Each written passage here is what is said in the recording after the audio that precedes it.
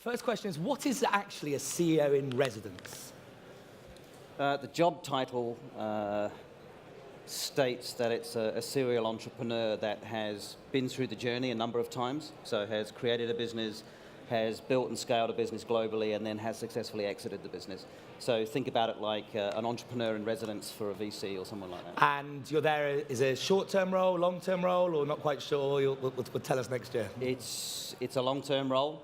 For me, it was an exciting opportunity to give back because I've built and sold 3 businesses. So for me, it was an important way of positioning myself in the ecosystem and then being able to support Microsoft's journey into that position as well. Because I think we mentioned before, one of the things that really interests me is obviously with Unbound, our key thing is about bridging startups and grassroots innovation with corporates, and kind of it's like you've seen both sides. You've sold a few businesses, yeah, and now you've joined a corporate. Can you tell us a little bit about, obviously just very quickly the audience about your journey with your three businesses, and then afterwards, what was it like on day one in a corporate? Because every corporate tells you they're the most innovative, and then they've got thousands of processes, and how you've managed some of those. So there is a vast difference between a startup and a corporate world. So my journey pretty quickly, over the last 25 years, I've been dipping in and out of corporate life. I've had 3 businesses, transport, telecoms, and media. Luckily, made a lot of mistakes along the way, scaled them globally, built and sold them, so that's not up for negotiation. Enterprises talk a lot about how they desire to be agile. And I speak with a lot of CEOs in very large organizations about how they want to drive an agility mentality inside their organizations, which is also challenging, right? Because on the other side, you have an enterprise is built on process. It is a risk engine that has to satisfy the stock market. Therefore, it has to turn in results quarter on quarter, year on year, to keep the share price and keep their shareholders strong. That's not what startups do. That's not what agile thinking does. So therefore, there's always going to be this conflict where agility meets process. And a lot of pain that I see in the startup ecosystem is where startups try to onboard too early into enterprises, and they get burnt along the way. Because you can get, as a startup, you get enthusiastic, you want to work with a big company, and then you can find yourself rat-holing down solutions, and you've got to reverse out. But is that, because I often say it's a bit like a corporate is like an oil tanker and a startup's like a speedboat, and the two of them coming together. But what, is it that you think it's just that they just don't understand each other? Because, we work with many corporates, and I often ask myself, is it that the startup, every startup thinks they're going to change the world, some do, and that their product is needed, and every corporate has their process. Do you think it's just the chemistry between them, or is it that corporates still haven't quite worked out how to work with startups and how to work with them successfully from a mentality? Or I think it's a bit of both. If you look at, so if I flip onto the startup side for a while, if you look at the startups and the CEOs, they're very passionate about their product, their service, which is great. But what they've got to understand is as they go enterprise ready, there are a number of different protocols that they have to satisfy. So they have to satisfy onboarding, staff training, security, risk analysis, all this kind of stuff that they don't think about when they build their startup, which is in direct conflict to agility. So if you look at then the enterprise, there's a desire for this agility, but they can't get out of their concrete processes. If you look at procurement, for instance, with the government, I was recently talking with their procurement department, and they want to get startups into government procurement. The second question in the procurement questionnaire is you've got to send us 3 years worth of accounts. Exactly. It's crazy. So those two worlds kind of are at odds at each other at the moment. But I see a good momentum shifting as enterprises that are starting to embrace this new way of working are creating onboarding schemes for startups. One of my alumni was working with a UK insurance, a massive company, and it took him 12 months to onboard because they didn't have the processes. He nearly went bust, and it was a pretty messy experience. He was in the US literally for 1 week, picked up a POC because they had an onboarding 12-question route for a startup, which is far easier to navigate. Well, that's also the mentality, you know, from I don't think I'd ever be employable in a corporate because, but you know, it's like that whole way of Find a unique job to be fine, employed. exactly. But you know, because it's like in my mind when you say, oh, let's do something short term, that's okay. I'll come and see you tomorrow. Yeah. When you know, when we speak to corporates, short term is 6 months, Correct. Or a physical cycle, Yeah. 12 months. But I also think from the corporate side, and obviously you see both sides, my frustration that I sometimes see with corporates when you hear startups engaging is, you know, every startup has very little money, they're trying to survive, they'll hustle, and it's when that process goes slow for that company, you know, this whole startup could be relying on this big corporate, and obviously they'll take, if you'll say, not you, a corporate will say, oh, we're interested, they'll like, yeah, we're going to have a partnership. But do you think there's the education within the corporates is strong enough generally because of what's your language, how to deal with them, or do you think it's... I think you've got to set expectations properly. You know, when we deal with the companies that come into the Accelerator and they go into our success management and customer access programs, you know, we do tell them that you're going to be put in front of clients, it's going to be an active biz dev opportunity for you, but it will take 3 to 6 months to close a contract because you're with global organizations. It takes them that long to educate and to onboard you as a service provider. You have to go through that rigorous process to basically achieve being able to be billable at the end of that process. And you know, a lot of startups don't make it. You know, that's why we're very, very tough on the companies coming into our program. You know, we only choose like 2% of the companies that apply. And I just wanted to ask you a few questions on Accelerator. Obviously, Microsoft was one of the first really to go into this space. You know, it's very much about building. Is this for Microsoft trying to realize that sometimes maybe in the past they've dropped the ball on certain things and to know about the startups, or is it that they're genuinely searching for that new product and to give us some justification for or where you think it will go afterwards? So 3 questions. I'll start with the last start one. first. The justification piece. So for us, we look at the startup ecosystem very, very closely.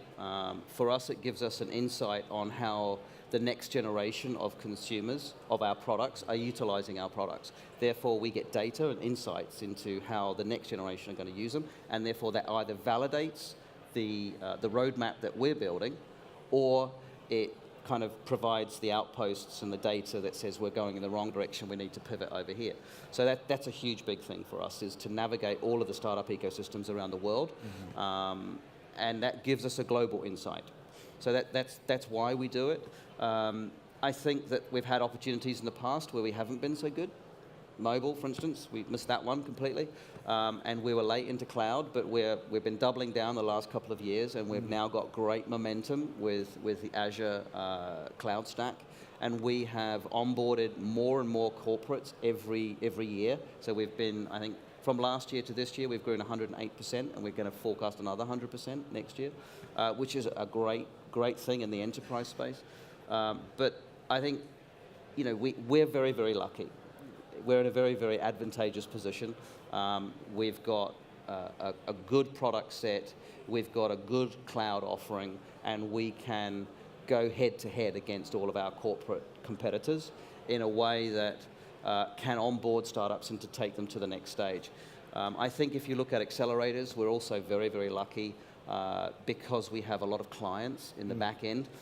If you're just getting 75 grand for 8%, as the typical kind of accelerator, for me that business model's dying, and it will be hopefully dead in the next couple of years. It's no good for the entrepreneurs, and it's no good for the people being involved. But what you actually want is a bridge to business development opportunities. The thing that I get continually frustrated about with startups that I see is that everybody's pitching for investor cash. Everyone's forgot about the bloody clients. You know, there are a lot of clients out there that you can go and get, either small, medium, or large, that you don't have to give equity for. You know, just go and win clients.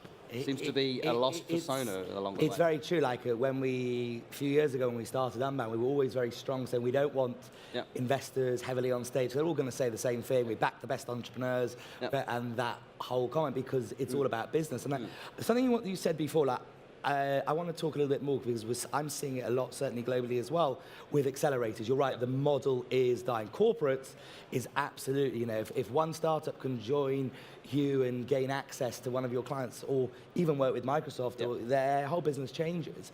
Why is it that you think there was like this boom of accelerators? Everyone was doing these acceleration programs, then they've all falling.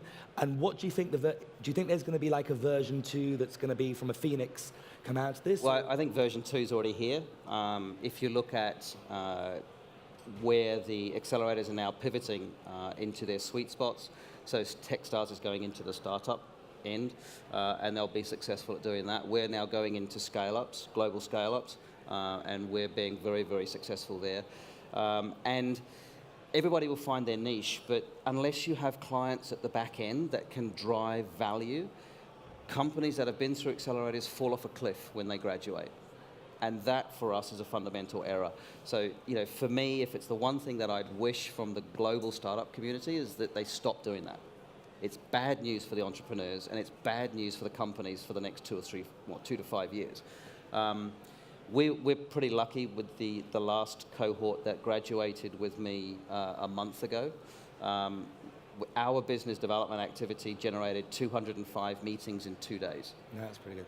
So, that is our startups talking to our clients, our partner channel, and it really gives them a momentum that we then check in every couple of months on, and we stimulate our clients to stay in touch and to maintain that relationship. And you see the follow-up, because obviously what Microsoft's built now is this amazing alumni network. How many accelerators have you guys got around? We've got 7 at the moment. We're building to 14. We've got roughly 610 alumni, and about 84% are still active and growing. Well, I think we're just going past $3 billion in investment. So. And out of those startups, how many of them actually afterwards run pilots within Microsoft? Is it more that this is access to Microsoft, or this is more access to your network? So early on, we did the classic accelerator thing, right? So we did the whole building an MVP, we did building out your first prototype, and that for us was way too early. We're a big organization, it's hard to onboard into us. As we've migrated and we've gone later stage into scale-ups, the average company coming to us now is about $5 million funded, a team size of about 40 to 50, and they've got the wherewithal to have a relationship with us globally. So we don't just work here, we take them to the US, we take them to Asia. And that's where I think our strength will lie in the future as well, which is why we've built out the customer access protocol and the success management programs that run alongside the accelerators. So with that, obviously that makes perfect sense. A company's able to fund itself. You haven't got the danger of 12 months. They could run out of money. But does that mean you've changed your whole program structure? Because they don't really need 3 months of mentoring. Is it more about this is access to Microsoft and our community, or it's more that you're trying to evolve their business plans? Like, what do you do from the educational piece? So it's rather than being programmatic, it's now a needs-based program. Right. So on the way into our program, we meet up with the company, the senior leadership team of the company, and we have about half a dozen meetings with them, so we get a good picture and understanding of where they want to go in the next 12 to 36 months. So coming into the Accelerator is not just a 4 or 5 month process. We look after them for 3 years. And in that time, we've taken them from probably looking at their commercial strategy and how technology underpins that commercial strategy and finding the holes, and then filling and complementing that strategy with global growth. So it's like diagnostic. If someone needs to improve patenting, someone needs processes. So you do that. And do you think other corporates start, because if you look around, and not here to name and shame or criticize other, do you think this is the way? Because so many of the other corporates, accelerators we've seen around, are still in that smaller space. Do you think this is something they're going to start changing to, or you think this is? I think the cloud providers that run accelerators will be doing this because they've got a plethora of customers at the back end. I think for a single brand or somebody that's got an innovation hub or whatever, I think it's going to be incredibly tricky because they've only got their company as a client. So for me, it's all about value creation. And the more customers you have, the more value you can create. If you've got a single entity and a single corporate, you can't create that much value for the startup. All you've got is one client, whereas we can give them access to, you know. But surely, okay, no, I totally get that from Microsoft and your other competitors with that global. But surely, if I'm an ad tech company and brands are my key thing, I'm not saying not do it, but I'm